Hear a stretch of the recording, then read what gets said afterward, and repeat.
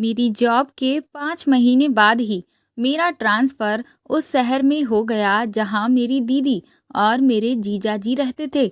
मैं उनसे मिलने के लिए बहुत खुश थी क्योंकि मेरे जीजाजी के साथ मेरा बहुत ही फ्रेंडली बिहेवियर था और दीदी से तो मेरी हमेशा से ही खूब पटती थी।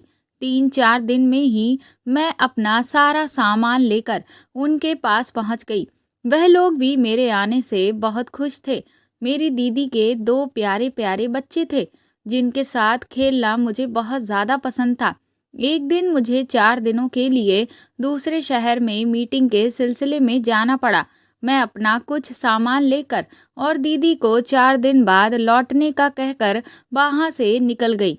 लेकिन जैसे ही मैं फ्लाइट में बैठने वाली थी, तभी मुझे मेरे बॉस ने बताया कि जो विदेशी क्लाइंट्स हमसे मिलने मीटिंग के लिए आ रहे थे, दरअसल वहाँ पर मौसम खराब होने की वजह से उनकी सारी फ्लाइट्स कैंसिल हो गई हैं, इसलिए अब वह इस हफ्ते नहीं आएंगे। अब ये मीटिंग 2 हफ्ते के बाद रखी जाएगी। मीटिंग कैंसिल होने की वजह से मुझे वापस अपनी दीदी के घर लौटना पड़ा। जब मैं वापस घर पहुंची तो देखा कि दरवाज़ा अंदर से बंद था। मैंने काफ़ी देर बेल बजाई, लेकिन किसी ने भी दरवाज़ा नहीं खोला। फिर मुझे ऐसा लगा कि शायद बेल खराब हो गई है। उसके बाद मैं बहुत देर तक दरवाजे को खटखटाती रही, लेकिन कोई भी दरवाज़ा खोल ही नहीं रहा था, जिससे मुझे थोड़ी सी टेंशन होने लगी कि कहीं दीदी को कुछ हो तो नहीं गया है। क्योंकि जीजा जी भी अपने ऑफिस एक बार सुबह चले जाते हैं तो सीधा शाम को ही वापस आते हैं, और अक्सर तो वह अपने काम के सिलसिले में शहर से बाहर ही रहते हैं। तो इस वक्त तो दीदी घर में अकेली ही होंगी। बच्चे भी स्कूल गए होंगे। कहीं ऐसा तो नहीं कि उनकी तबीयत खराब हो। मुझे बहुत टेंशन होने लगी। मेरे पास कोई दूसरी चाबी भी नहीं थी। इस वजह से मैं उनके घर के अंदर जाने का रास्ता ढूंढने लगी। जब मैं पीछे की तरफ गई तो मैंने देखा कि उनकी किचन की खिड़की खुली हुई थी, जिसे देखकर मुझे थोड़ी तसल्ली मिली। मैं तुरंत ही खिड़की के रास्ते से अंदर कूदी, लेकिन अंदर मुझे दीदी कहीं भी दिखाई ही नहीं दे रही थी। तभी थोड़ा आगे बढ़ने पर मुझे मेज़ पर कुछ गुलाब के फूल रखे हुए दिखाई दिए और दीदी के कमरे से कुछ अजीब सी आवाज़ें आ रही थीं। इसलिए मैं उसी तरफ बढ़ गई। उनके कमरे का दरवाज़ा थोड़ा सा खुला हुआ था। तभी मैंने सामने वह नज़ारा देखा जो मुझे नहीं देखना चाहिए था। मेरी दीदी जीजा जी के ऊपर बैठकर वह सब कर रही थीं। वह दोनों लोग भरपूर जोश में थे और शायद उन्हें इसी जोश में होने की वजह से मेरे दरवाज़ा बजाने की कोई आवाज़ सुनाई नहीं दी। मैं तुरंत ही पीछे हटी, क्योंकि उनके इस तरह के पलों को मुझे नहीं देखना चाहिए था।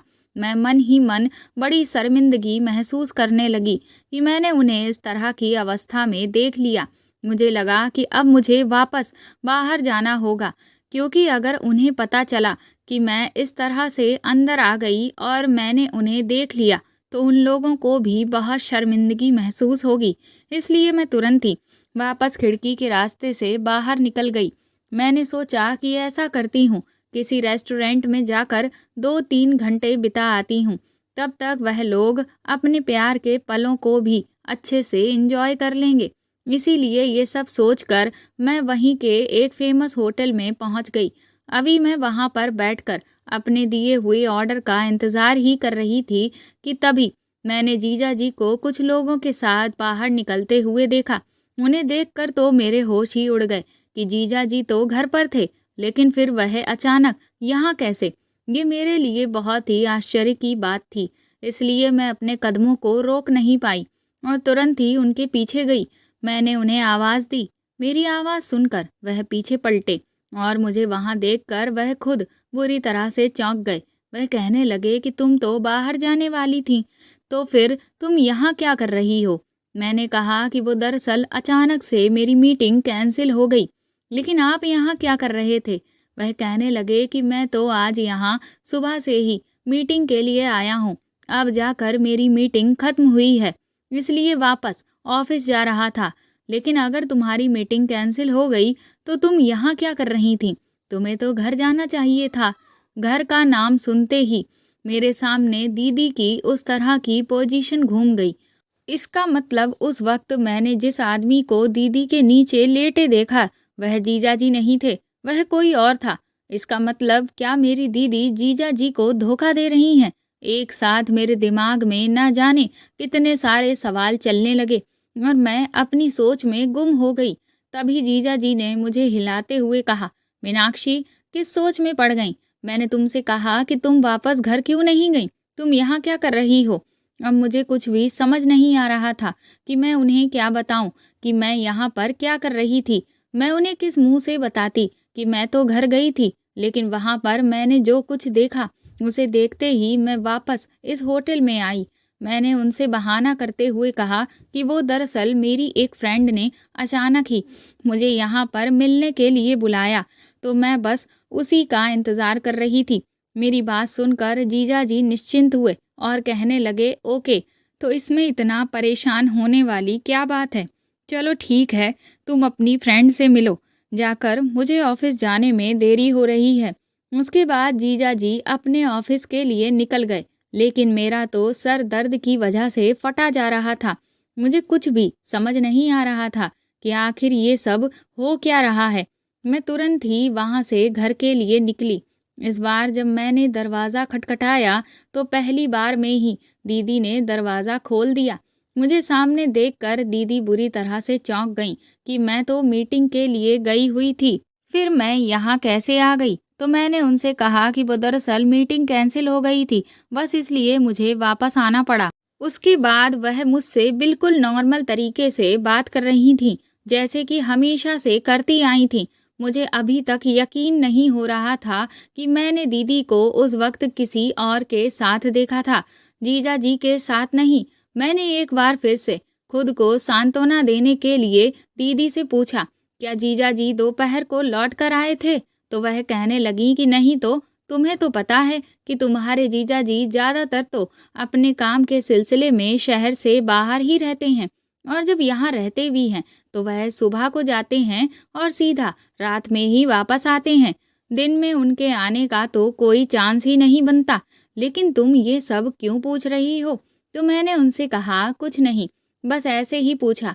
उसके बाद मैं खाना खाकर अपने कमरे में चुपचाप बैठ गई, लेकिन मेरे दिमाग में अभी भी वही दृश्य चल रहा था जो मैंने कुछ घंटे पहले देखा था। दीदी के बच्चे मेरे साथ खेल रहे थे, लेकिन आज मेरा उनके साथ खेलने का बिल्कुल मन नहीं कर रहा था। मुझे बार बार रोना सा आ रहा था। मेरा दिल कर रहा था कि मैं दीदी से जाकर पूछ लूं कि आखिर वह ये सब क्या कर रही हैं। वह अपने ही हाथों अपने बसे बसाए घर को क्यों उजाड़ना चाह रही हैं। जीजा जी तो कितने अच्छे हैं, उनकी कितनी कदर करते हैं, उनके लिए किसी भी चीज़ की कोई कमी नहीं होने देते। फिर आखिर वह उन्हें ऐसा धोखा क्यों दे रही हैं? लेकिन मैं उनसे कुछ भी नहीं पूछ सकती थी, क्योंकि अभी तक मैं पूरी तरह से पक्के तौर पर ये नहीं कह सकती थी कि मैं जो सोच रही हूँ या जो मैंने देखा है उसमें कहाँ तक कितनी सच्चाई है। मुझे लगा कि अब शायद मुझे इस मामले की तह तक जाना होगा और दीदी पर नज़र रखनी होगी। मैंने उस दिन से दीदी पर ध्यान देना शुरू किया तो देखा कि रात को जीजा जी के सोने के बाद उनके फ़ोन पर किसी का फ़ोन आता था और वह चुपचाप छत पर जाकर उससे बातें करती थी। इससे मुझे ये तो कन्फर्म हो गया था कि वह किसी से बात करती हैं, उनकी ज़िंदगी में कोई दूसरा आदमी भी है। लेकिन वह ये सब क्यों कर रही हैं, ये मुझे समझ नहीं आ रहा था। अभी कुछ ही दिन बीते थे कि मेरे बॉस ने मुझे एक ज़रूरी मीटिंग को अटेंड करने के लिए एक बड़े से होटल में भेजा। मैं अपनी मीटिंग खत्म करके वहां से निकलने ही वाली थी कि तभी मैंने दीदी को रिसेप्शन पर खड़े हुए देखा। उसके बाद वहां पर वह बात करके ऊपर बने रूम की तरफ चली गई। मैंने भी उनका चुपके से पीछा किया तो देखा कि वह एक कमरे के अंदर चली गईं। उसके बाद मैं नीचे रिसेप्शन एरिया में उनका इंतज़ार करने लगी। करीब 2 घंटे के बाद वह उस कमरे से बाहर निकली और 5 मिनट के बाद ही उस कमरे से एक आदमी बाहर आया। लेकिन वह आदमी कौन था, ये मैं नहीं जानती थी। मैंने उस आदमी को ज़िंदगी में आज पहली बार देखा था। मैंने अपना चेहरा अच्छी तरह से ढक लिया। फिर मैंने देखा कि वह आदमी तो वहाँ से चला गया, लेकिन दीदी अभी भी होटल के बाहर खड़ी थी। मुझे लगा कि ना जाने वह किसका इंतज़ार कर रही हैं। तभी एक टैक्सी उनके सामने आकर रुकी और वह उस टैक्सी में बैठकर कहीं जाने लगी। मैंने भी तुरंत ही एक दूसरी टैक्सी बुलाई और उसे दीदी की टैक्सी का पीछा करने के लिए कहा। मुझे लगा कि शायद दीदी घर जा रही होंगी, लेकिन घर का रास्ता तो पीछे ही छूट गया था। तो आखिर दीदी कहाँ जा रही थीं? अभी हमारी टैक्सी आगे के रास्ते पर बढ़ ही रही थी कि फिर दीदी की टैक्सी एक दूसरे होटल के पास जाकर रुकी। उसके बाद वह टैक्सी से उतरकर होटल के अंदर चली गई। मैं भी तुरंत ही छुपकर उनके पीछे गई। फिर वह लिफ्ट से होते हुए उस होटल के एक रूम के अंदर चली गई और उस रूम से भी वो करीब 2 से 3 घंटे के बाद बाहर आई और उनके साथ में ही एक और आदमी निकला। इस बार इस आदमी को देखकर मेरे होश ही उड़ गए, क्योंकि ये आदमी और कोई नहीं बल्कि रवि था। रवि मेरे बड़े भाई का दोस्त था और वह इतनी दूर यहाँ पर क्या कर रहा था और दीदी उसे इस होटल के कमरे में ऐसे चुपचाप मिलने क्यों आई थी। मुझे ये सारा माजरा समझ ही नहीं आ रहा था। वह दोनों एक साथ होटल से बाहर निकले, लेकिन अलग अलग टैक्सी में बैठकर कहीं चले गए। मेरे तो दिमाग ने काम करना बंद ही कर दिया था। क्या दीदी एक साथ कई सारे आदमियों के साथ? मैंने अपने आप से कहा कि मैं ऐसा अपनी ही बहन के बारे में कैसे सोच सकती हूँ। बचपन से लेकर आज तक मैंने अपनी बहन को कभी भी ऐसी कोई हरकत करते नहीं देखा जिससे मुझे उसके चरित्र पर शक हो। लेकिन फिर आज जो मैं अपनी आंखों से देख रही हूँ वह क्या था? वह इन लोगों के साथ होटल के कमरों में जाकर आखिर क्या कर रही थी? शाम को जब मैं लौट कर आई तो मैंने देखा कि दीदी बहुत ज़्यादा परेशान थीं। मैंने उनसे पूछा कि आप इतना परेशान क्यों हो? तो कहने लगी, वो मैं घर में रह रह कर बोर हो जाती हूँ। तुम लोग भी अपने अपने काम पर निकल जाते हो और बच्चे भी स्कूल के लिए चले जाते हैं। उसके बाद मैं घर में अकेली रह जाती हूँ। तुम लोगों में से किसी के पास भी इतना टाइम नहीं जो मैं साथ में जाकर बाहर घूम कर आऊँ। एक काम करो, तुम और तुम्हारे जीजा जी एक दिन अपने ऑफिस से छुट्टी ले लो, फिर हम सब लोग मिलकर कहीं बाहर घूमने जाते हैं। बहुत दिन हो गए मैं कहीं बाहर नहीं गई हूँ और बच्चे भी कहीं बाहर घूमने के लिए नहीं गए हैं। मैंने उस वक्त उनसे हाँ में सर हिला दिया, लेकिन मैं अपनी दीदी का सफ़ेद झूठ सुनकर दंग रह गई थी, क्योंकि आज ही मैंने दीदी को कई घंटे तक घर से बाहर घूमते हुए देखा था। लेकिन फिर भी वह मुझसे ऐसे जता रही थी कि जैसे ना जाने कितने महीनों से वह घर से बाहर ना निकली हों। अभी कुछ दिन बीते ही थे कि एक दिन फिर से ऐसा ही हुआ कि जब मैं ऑफिस से जल्दी आ गई तो दीदी दरवाज़ा खोल ही नहीं रही थी। मैं समझ गई कि उस दिन जो आदमी घर पर आया था शायद वही आदमी आज भी आया हुआ होगा। ये सोचकर मुझे बहुत ज़्यादा गुस्सा आ गया। मैंने सोचा कि आज मैं इन लोगों को छोड़ूंगी नहीं। दीदी जीजा जी के साथ बहुत गलत कर रही हैं। उन्हें एक बार भी अपने बच्चों तक का ख्याल नहीं आया। वह अपनी हवस में इस कदर अंधी हो गईं कि अपनी सीमाएं भूल गईं। मैं तुरंत ही किचन के रास्ते घर के अंदर पहुंची तो देखा कि अंदर तो सब कुछ बिखरा हुआ पड़ा था। तभी दीदी के चीखने की आवाज़ें उनके कमरे से आईं। मैं तुरंत ही लपक कर उनके कमरे में पहुंची तो वही पहला आदमी जिसे मैंने होटल में देखा था वह दीदी के साथ जबरदस्ती करने की कोशिश कर रहा था। मैंने तुरंत ही आओ देखा न ताओ और पीछे से उसके सर पर एक डंडे से वार किया। वह तुरंत ही वहीं पर बेहोश हो गया। मुझे सामने देखकर दीदी मेरे गले लगकर रोने लगी और बोली, मीनाक्षी तूने सही टाइम पर आकर मुझे बचा लिया। मैंने दीदी से कहा कि ये कौन है और यहाँ घर में क्या कर रहा था। दीदी मुझसे कहने लगी कि ये एक चोर था और यहाँ चोरी करने आया था। मैंने दीदी से कहा कि अब मैं आपका एक और झूठ बर्दाश्त नहीं करूँगी। आपकी झूठी बातें सुन सुनकर मेरे कान पक चुके हैं। मेरी बात सुनकर दीदी हैरत भरी नज़रों से मुझे देखने लगी। मैंने उनसे कहा, आपको क्या लगता है कि आपकी काली करतूत के बारे में मुझे कोई जानकारी नहीं है? मैं आपको और इस आदमी को नंगी हालत में इस कमरे में सब कुछ करते हुए देख चुकी हूँ। और तो और मैंने आपको इस आदमी के साथ होटल के कमरे से भी निकलते हुए देखा था। मेरी ये बात सुनकर दीदी की आंखें फटी की फटी रह गईं। वह तुरंत ही मेरे पैरों में गिरकर रोने लगी और गिड़गिड़ाने लगी कि मीनाक्षी, इस सब के बारे में अपने जीजा जी को मत बताना।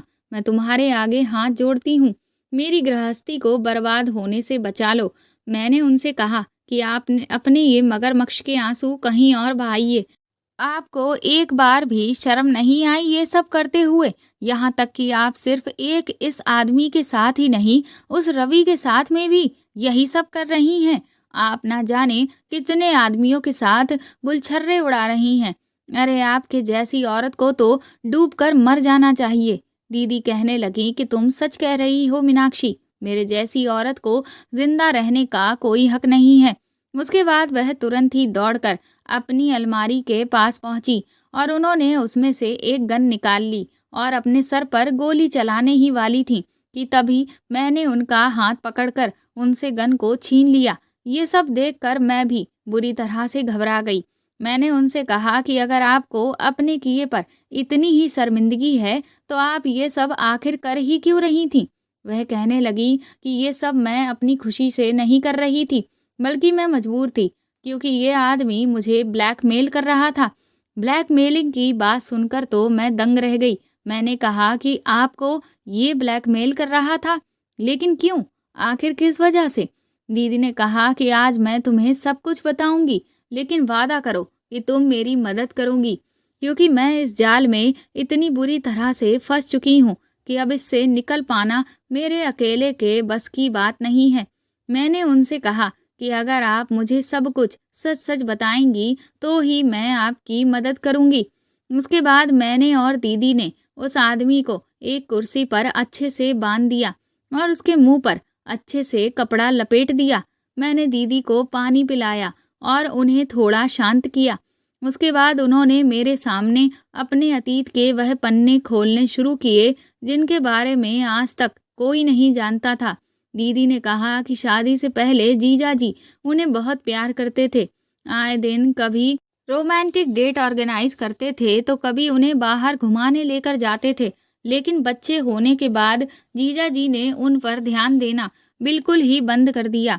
उन्होंने इस चीज़ की कई बार शिकायत की कि वह उन्हें समय नहीं देते, लेकिन वह हर बार उन्हें यही जताते हैं कि वह उनके लिए ही तो ये पैसे कमा रहे हैं, और फिर रुपए पैसे को जब कोई कमी ही नहीं तो फिर वह उनसे शिकायत क्यों करती रहती हैं। दीदी ने उन्हें कई बार समझाने की कोशिश की कि सिर्फ पैसा ही सब कुछ नहीं होता है, पैसे से हर ख्वाहिश पूरी नहीं की जा सकती है। उन्हें जीजा जी के समय की ज़रूरत है, लेकिन जीजा जी ये बात समझने को तैयार ही नहीं थे।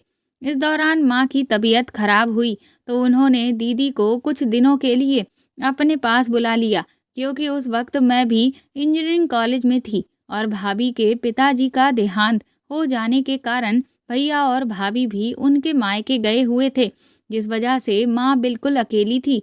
उसके बाद जब दीदी वहाँ पहुँची तो बच्चों का ध्यान रखने के लिए भैया का दोस्त रवि अक्सर घर आ जाया करता था। न जाने कैसे, लेकिन उसने दीदी के चेहरे की उदासी को भांप लिया। उसने धीरे धीरे दीदी से दोस्ती करना शुरू कर दिया। दीदी को भी उसका साथ अच्छा लगने लगा। वह बच्चों का भी बहुत ध्यान रखा करता था और बच्चे उससे बहुत ज़्यादा खुश थे। एक तरह से जो खुशियाँ, जो क्वालिटी टाइम दीदी को अपने पति से चाहिए था और वह चाहती थी कि उनके बच्चों को उनके पति दें, वह समय रवि उन्हें और उनके बच्चों को दे रहा था। इसी बीच जब उन्हें फिर वापस वहाँ से आना पड़ा तो रवि ने उन्हें प्रपोज कर दिया, जिसे सुनकर वह बुरी तरह से चौंक गईं और उन्होंने उसके प्रपोजल के लिए साफ इनकार कर दिया। रवि ने उन्हें समझाने की कोशिश की कि कम से कम हमारे बीच अच्छी दोस्ती तो रह सकती है, लेकिन दीदी ने कहा कि अब मैं तुमसे दोस्ती भी नहीं करना चाहती, और उसके बाद वह वहाँ से वापस यहाँ आ गई। लेकिन यहाँ आने के बाद जीजा जी का अभी भी वही रवैया था। दीदी ने कई तरीके अपनाए ताकि जीजा जी उन पर ध्यान देना शुरू करें, लेकिन उन्हें तो किसी भी चीज़ से कोई मतलब नहीं था और इधर दीदी को अकेलापन खाए जा रहा था। वही रोज़मर्रा की बोरिंग जिंदगी से वह पूरी तरह से ऊब चुकी थी। उन्हें लगने लगा कि शायद वह जैसे धीरे धीरे डिप्रेशन का शिकार हो रही हैं। फिर एक दिन अचानक ही रवि का उनके पास फोन आया। उसने सबसे पहले तो अपनी उस दिन की बात के लिए माफी मांगी और फिर उसने कहा कि हम एक अच्छे दोस्त तो बनकर रह ही सकते हैं, क्योंकि मुझे तुम में एक अच्छा दोस्त हमेशा से ही नजर आता था। दीदी ने सोचा कि दोस्ती में तो कोई बुराई नहीं है और फिर उस दिन से उनकी रवि से बातचीत शुरू हो गई। धीरे धीरे रवि उनसे मिलने के लिए आने लगा, लेकिन रवि का घर आना जीजा जी को पसंद नहीं आया। इसलिए दीदी ने रवि से घर आने को मना कर दिया। तो रवि ने दीदी से मिलने के लिए होटल का रास्ता चुना। और जब एक दिन दीदी होटल में रवि से मिलने के लिए गईं, तो वह उस दिन अपनी सारी सीमाएं लांघ गई थीं, क्योंकि उस वक्त उन्हें जैसे ही रवि से थोड़ा सहारा मिला तो उनके कदम बहक गए और फिर वह सब कुछ कर बैठी जो उन्हें कभी नहीं करना चाहिए था। उसके बाद तो ये एक सिलसिला सा चल पड़ा। रवि ने उन्हें समझाया कि इस सब में कोई भी बुराई नहीं है, क्योंकि इससे तुम्हें भी सुकून मिलता है और उसे भी। उसके बाद जब दीदी दोबारा से अपने मायके गई, तो फिर उन दोनों का आपस में एक बार फिर से मिलने का मन करने लगा। लेकिन आखिर वह वहां पर कहाँ जाते, उन्हें ये बात समझ नहीं आ रही थी। इसलिए रवि ने अपने एक दोस्त का घर एक दिन के लिए किराए पर लिया।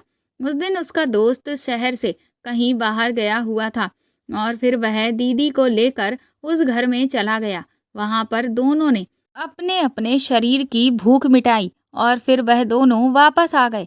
वापस आने के बाद दीदी फिर से अपनी उसी रोज की जिंदगी में लग गईं। और फिर एक दिन रवि का उनके पास फोन आया और उसने जो खबर दीदी को सुनाई, उसे सुनकर तो उनके पैरों तले जमीन निकल गई। रवि ने बताया कि उसके दोस्त मानव ने उनका और दीदी का उस तरह का वो सब करते हुए वीडियो तैयार कर लिया है। दरअसल वह लोग जब लास्ट टाइम उसके घर पर गए थे, तो उसने वहां पर कैमरा लगा दिया था, जिसमें अब उनका वीडियो रिकॉर्ड हो चुका है और अब वह रवि को ब्लैकमेल कर रहा था।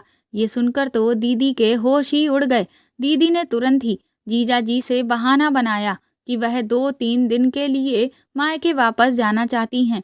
जीजा जी ने उन्हें इजाज़त दे दी। उसके बाद दीदी जब वहां पहुंची, तो रवि के दोस्त मानव ने उनके सामने ये शर्त रख दी कि वह ये वीडियो एक शर्त पर ही किसी को नहीं दिखाएगा। अगर दीदी जो रवि के साथ करती आ रही हैं, वही सब मानव के साथ भी करें। ये सुनकर तो दीदी के पैरों तले जमीन निकल गई, लेकिन फिर वह मजबूर हो गई और उन्हें मजबूरी में वह सब मानव के साथ भी करना पड़ा। उसके बाद तो उन्हें लगा कि अब शायद उनका इस सब से पीछा छूट जाएगा, लेकिन ऐसा कुछ भी नहीं हुआ। फिर तो ये सिलसिला चल निकला। मानव ने मुझे ब्लैकमेल करके डरा धमका कर उनके घर का पता भी उनसे जान लिया और फिर तो वह जब उनका मन करता तब घर आकर उनके साथ वह सब करने लगता। और अब धीरे धीरे वह दीदी से पैसों की डिमांड भी करने लगा, जिससे अब वह बहुत तंग आ चुकी हैं। अब उन्हें ऐसा लगता है कि वो एक जाल में फंस चुकी हैं। दीदी बोली कि इधर मैं रवि को भी कुछ नहीं बता सकती थी, क्योंकि अगर मैं उसे बताती कि मैं उसकी पीठ के पीछे मानव के साथ भी यही सब अभी तक करती आ रही हूँ, तो वह मुझे धोखेबाज समझता, जबकि मैं एक धोखेबाज नहीं हूँ। इतना कहते हुए दीदी फूट फूट कर रोने लगी। तभी मैंने देखा कि मानव को होश आ गया। मैंने उससे तुरंत ही उसका फ़ोन छीना और उसके फ़ोन में पड़ा हुआ वह वीडियो डिलीट कर दिया। मैंने उससे कहा कि अब आज के बाद अगर तू मेरी दीदी के आसपास भी नज़र आया, तो मैं तेरी पुलिस में कंप्लेंट करूँगी। मेरी बात सुनकर वह ज़ोर ज़ोर से हंसने लगा। कहने लगा कि तुम्हें क्या लगता है, मेरे फ़ोन से वीडियो डिलीट करने से तुम्हारी बहन बच जाएगी? अभी एक वीडियो तो रवि के फ़ोन में भी पड़ा हुआ है। उसकी ये बात सुनकर तो मेरे और दीदी के दोनों के होश उड़ गए। दीदी ने कहा कि आखिर तुम कहना क्या चाहते हो? तब मानव ने बताया कि ये सब तो रवि का ही बनाया हुआ प्लान था। उसने ही कहा था कि वह बहाने से तुम्हें मेरे घर बुला लेगा और फिर तुम्हारा वीडियो तैयार कर लेगा और फिर मैं सामने से आकर तुम्हें ब्लैकमेल करूंगा, तुम्हारे साथ मज़े भी लूंगा और तुमसे पैसे भी ले लूंगा और फिर वह पैसे मेरे और रवि के बीच में आधे आधे बट जाएंगे। इस तरह से दोनों मिलकर तुम्हें खूब लूटते रहेंगे, जिस्म से भी और पैसों से भी। और तुम इतनी बड़ी बेवकूफ़ औरत निकली कि तुम्हें इस सब की भनक तक नहीं लगी कि हम दोनों मिलकर तुम्हारा फ़ायदा उठा रहे हैं। ये सब सुनकर तो दीदी फूट-फूट कर रोने लगी। वह बोली, अब मेरे पास मरने के सिवाय और कोई ऑप्शन नहीं है। इन दोनों के चक्कर में पड़कर मैंने अपनी बसी-बसाई गृहस्थी बर्बाद कर ली। अगर मैंने अपनी इच्छाओं पर काबू किया होता तो आज मुझे ये दिन ना देखना पड़ता। मैं एक बहुत बुरी माँ हूँ। मेरे बच्चों को मेरे जैसी माँ कभी नहीं मिलनी चाहिए। दीदी एक बार फिर से खुद को मारने की कोशिश करने लगी। मैंने उनसे कहा कि जज्बाती होकर आप फिर से कोई बेवकूफ़ी ना करें। पहले ही आप अपनी ज़िंदगी खराब करने के लिए बहुत सारे ऐसे कदम उठा चुकी हैं, लेकिन कम से कम अब तो कोई भी ऐसा काम ना करें। अब तो कम से कम अपने बच्चों के बारे में सोच लें कि अगर आपको कुछ हो गया तो आपके बच्चों का क्या होगा।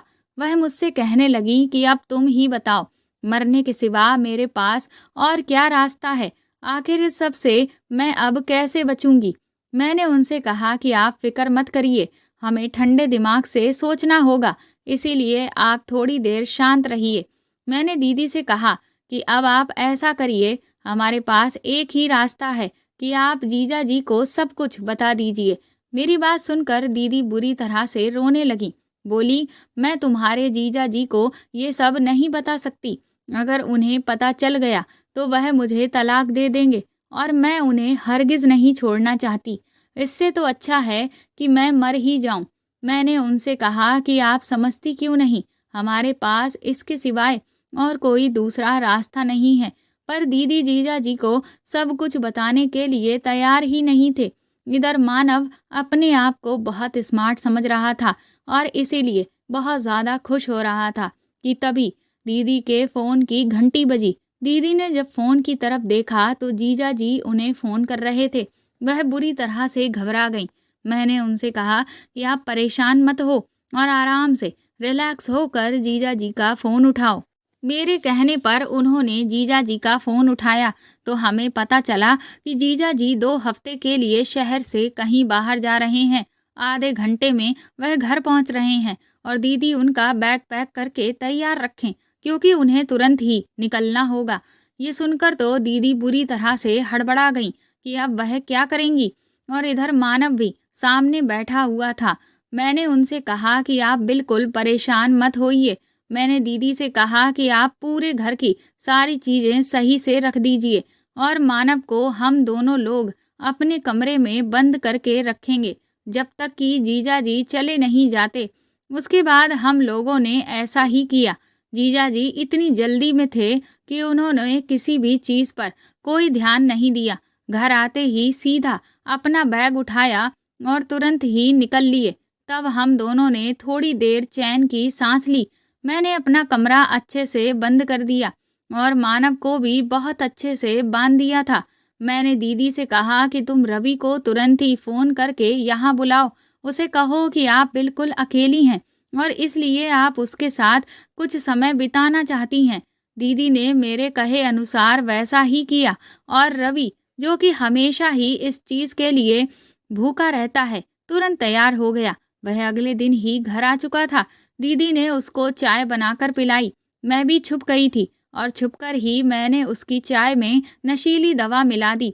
चाय पीते ही वह अपने होश खोने लगा।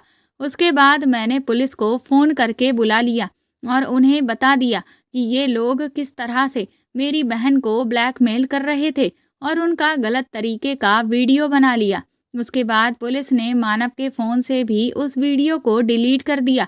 मेरे बहुत रिक्वेस्ट करने पर पुलिस वाले इस बात के लिए तैयार हो गए कि आगे की जो भी कार्रवाई होगी उसकी सारी जानकारी वो सिर्फ मुझे ही देंगे और घर पर किसी को भी नहीं भेजेंगे, क्योंकि अगर इस सब के बारे में मेरे जीजा जी को कहीं से भी पता चल गया तो मेरी बहन की ज़िंदगी बर्बाद हो जाएगी।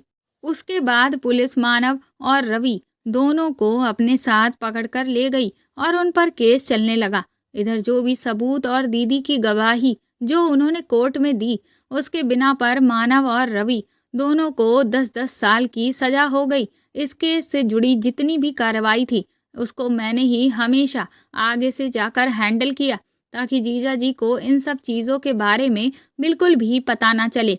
दीदी दिल ही दिल में बहुत शर्मिंदा थीं और अपनी नज़रों में पूरी तरह से गिर चुकी थीं। पर मैंने उन्हें समझाया कि आपने जो गलती की है, अब उसकी कोई माफ़ी तो नहीं है, लेकिन अपने आप से वादा करिए कि अब आप सिवाय जीजा जी के और किसी के बारे में भी नहीं सोचेंगी। उन्होंने मुझे बहुत बहुत शुक्रिया कहा, क्योंकि मेरी ही वजह से उनकी बसी बसाई गृहस्थी उजड़ने से बच गई थी। और उन्होंने मुझसे वादा भी किया कि अब वह सिर्फ और सिर्फ अपने बच्चों और अपने पति पर ही ध्यान देंगी। मानव और रवि को उनके किए की सजा मिल चुकी थी और इधर दीदी को भी सबक मिल चुका था। तो दोस्तों, आपको मेरे द्वारा लिखी हुई ये कहानी कैसी लगी, कमेंट करके ज़रूर बताएं और प्लीज़ इस कहानी को ज़्यादा से ज़्यादा शेयर और लाइक करें। आप चाहें तो मुझे सुपर थैंक्स भी दे सकते हैं। साथ ही अगर आप चैनल पर नए हैं तो सब्सक्राइब करके बेल आइकन को ज़रूर दबा दें, ताकि आगे भी मैं आपको ऐसी ही अच्छी कहानियाँ सुनाती रहूँ। Thank you.